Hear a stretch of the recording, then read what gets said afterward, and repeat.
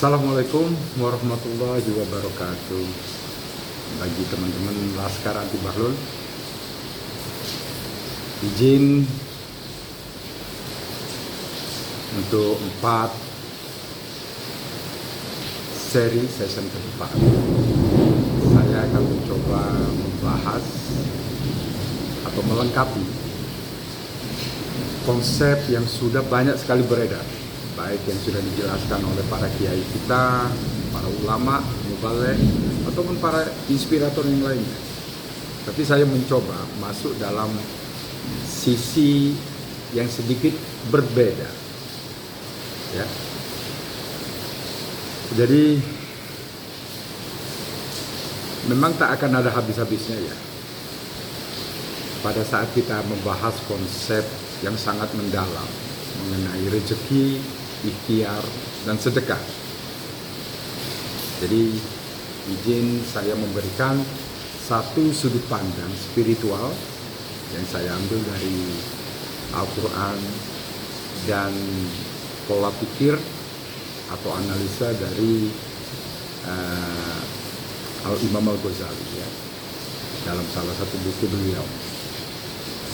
Oke, so saya panggil untuk sesi pertama ini adalah hakikat rezeki, ikhtiar, dan sedekah. Nah, sering kita ini mempunyai sebuah pertanyaan, dan pertanyaan ini sangat lumrah, ya, dan sudah dijelaskan oleh banyak sekali para guru-guru kita. Nah, salah satu pertanyaan yang sering terjadi, dan sampai mungkin pada detik ini teman-teman Laskar Anti Bahlul atau siapapun yang mendengarkan, ya, pertanyaan tersebut sederhana. Kalau rezeki, itu pertanyaan pertama ya, kalau rezeki sudah ditetapkan, sudah ditentukan, lalu mengapa kita harus tetap ikhtiar? Nah, yang kedua adalah apa sih sesungguhnya tujuan sebenarnya dari ikhtiar? Nah, pertanyaan ketiga, lalu apa kaitannya dengan sedekah? Wow, yang keempat di sini yang sering kita mendengar dan kemudian sering kita lantunkan dan kita ucapkan. Mengapa sedekah disebut-sebut dapat melipat gandakan rezeki? Oke, so saya ulang. Mengapa sedekah disebut-sebut dapat melipat gandakan rezeki? Oke, teman-teman, teman Anti Bahlul, ya, karena kita adalah umat Nabi Muhammad, kita akan mengambil rujukan. Karena kalau kita nggak ngambil rujukan, nantinya kita bisa kemana-mana. Jadi rujukan bagi kita sebagai umat Muslim itu adalah Al-Quran, Sunnah, hadis, dan juga beberapa pola pikir dari para imam-imam terdahulu. Ya, jadi untuk saat ini saya akan mengambil dari petunjuk Quran. Ingat ya, Quran surat 11 ayat 6. Quran surat 11 ayat 6.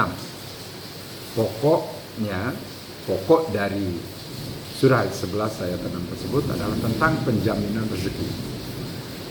Kemudian Quran surat 29 ayat 62. Coba dicari ya, Quran surat 29 ayat 62 tentang kuasa Allah dalam melapangkan dan menyempitkan rezeki hamba-hamba. Nah, yang ketiga itu adalah Quran surat 2 ayat 261.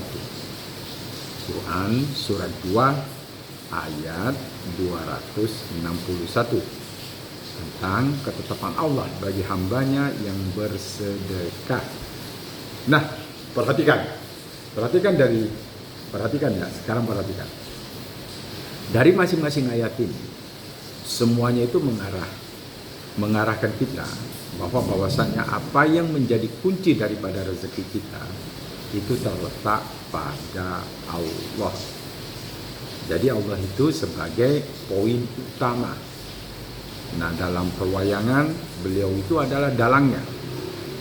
Jadi bukan terletak pada manusia, pada diri kita, pada kekuatan kita, ataupun pada bukan terletak pada qudratullah yang ada di dunia ini. Dan jika kita ingin memahami bagaimana cara kunci ini bekerja, maka kita harus memahami pula salah satu sifat Allah yang bernama Al-Ghani, yaitu mempunyai sifat yang maha kaya. Al-Ghani itu adalah sifat Allah yang mengatakan beliau itu adalah yang maha kaya raya. Dan saking kaya rayanya, tak terbatas kekayaannya. Ya. Jika kekayaan Allah tidak terbatas, maka ketetapan rezekinya pun harusnya itu juga sama, tak terbatas. Lalu bagaimana caranya supaya kita itu bisa menyelaraskan dengan ketetapan rezeki yang tak terbatas ini? Disinilah diperlukan ikhtiar. Yes, caranya adalah dengan melalui ikhtiar. Tapi ikhtiar di sini bukannya ikhtiar mengejar dunia, tapi ikhtiar mengejar karunia-Nya. Nah, di sini yang sering kita salah. Jadi ikhtiar di sini seringkali kita analogikan atau kita sederhanakan terjemahannya itu dengan usaha sekuat tenaga. Oke? So bukan itu, teman-teman. Karena apa? Karena kita mengacu pada acuan. Coba di sini ya, cari Quran surat 62 ayat 10. Oke? Quran surat 62 ayat 10 tentang bagaimana kita mengejar ikhtiar di situ. Jadi ikhtiar itu yang dibilang Quran surah 62 ayat 10 di situ intinya adalah mengejar karunia-Nya. Ya, karena itu yang seperti tertuang pada Quran surat 62 ayat 10. Nah, karena rezeki dan juga karena Allah itu bersifat tak terbatas, maka di sini bukan persoalan kita dapat atau tidak dapat, tapi seberapa layak hati kita untuk bisa menerima alirannya. Karena di sini prinsipnya cuma hanya dua. Yang pertama, nah di sini yang perlu kita sadar. Yang pertama di situ, Allah tidak akan mengalirkan bagi jiwa yang belum siap. Nah, yang kedua, Allah tidak akan melapangkan rezeki jika hamba itu masih berpotensi rusak apabila alirannya ditambah. Oke, sering kan kita melihat kalau aliran itu ditambah pada sebuah keran, dan kemudian kita nggak tahu keran ini cocok nggak antara pressure masuknya derasnya air yang lewat dengan volume air yang lewat, tapi selangnya itu tidak kuat menerimanya, dan akhirnya apa yang terjadi? Selangnya ambiar, rusak. Ya, seperti itulah konsep dari rezeki itu. Jadi saking rahman dan rohimnya Allah Subhanahu wa taala ya, kepada para hamba-hambanya, ya, kepada makhluknya, beliau tahu potensi dan kekuatan dari makhluknya. Jadi Allah tidak akan melapangkan rezeki jika hambanya itu masih berpotensi rusak apabila alirannya ditambah. Makanya kita jangan paksa beliau. Tujuannya di sana. Nah, di saat kita memaksa menuruti kehendak kita nggak tahu seberapa kuat kita wadah yang kita miliki. Oke? Paham di sana? Yang pertama di situ saya alinianya saya perjelas. Pertama, prinsip yang pertama di situ adalah Allah tidak akan mengalirkan bagi jiwa yang belum siap. Yang kedua, Allah tidak akan melapangkan rezeki jika hamba itu masih berpotensi rusak. Nah ini dia, berpotensi rusak apabila alirannya ditambah. Cheers. Alhamdulillahirabbil alamin. Karena Allah tidak akan memberikan rezeki sebelum hambanya siap. Underline di sini.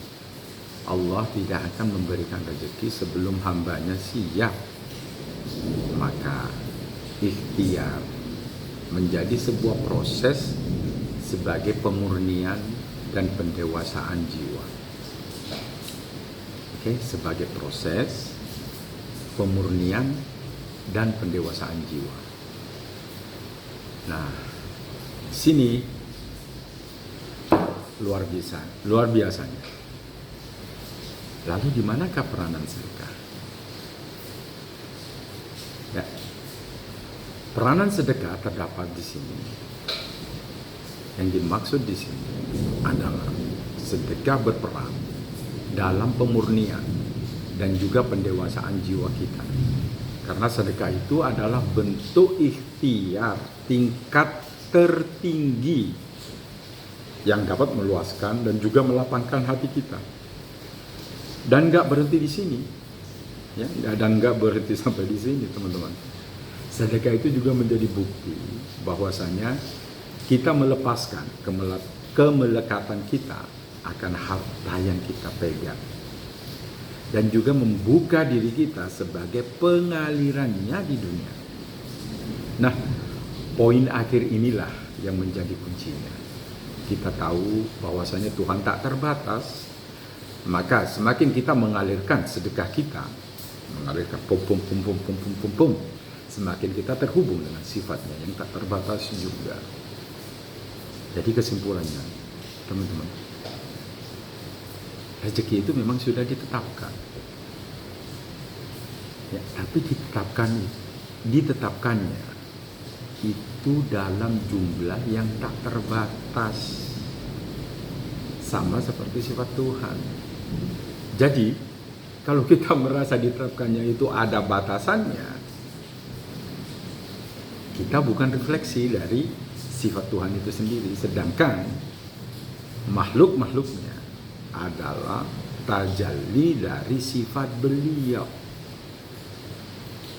Ya, jadi karena Tuhan tak terbatas, maka latihan kita adalah semakin kita mengalirkan sedekah kita, semakin kita terhubung dengan sifatnya yang tak terbatas juga. Kesimpulannya akhirnya adalah rezeki itu memang sudah ditetapkan, tapi ditetapkannya itu dalam jumlah yang tak terbatas, sama seperti sifat Tuhan. Dan ikhtiar itu menjadi pintu daripada pemurnian dan juga pendewasaan jiwa kita. Dengan sedekah sebagai wujud dari puncak tertinggi proses pemurnian tersebut. Makanya jangan pelit. Ya, jangan pelit. Pelitnya caranya begini. Jadi untuk menjadi investor akhirat itu kita harus pelit. Pelitnya gimana? Saya ingin harta saya yang saya miliki di sini untuk saya miliki sepenuhnya. Jadi di saat saya ingin memiliki sepenuhnya, jadi kita butuh kurir. Nah, kurir di sinilah. Ini adalah orang-orang yang kita alirkan menjadi bagian dari proses pemurnian tersebut.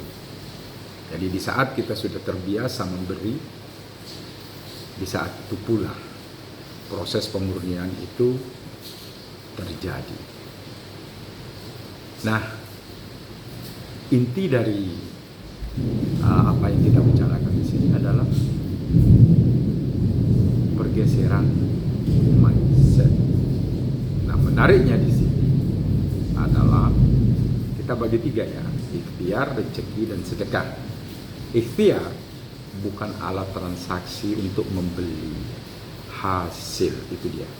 Jadi ikhtiar itu bukan alat transaksi untuk membeli hasil, melainkan alat transformasi diri, memantaskan wadah jiwa.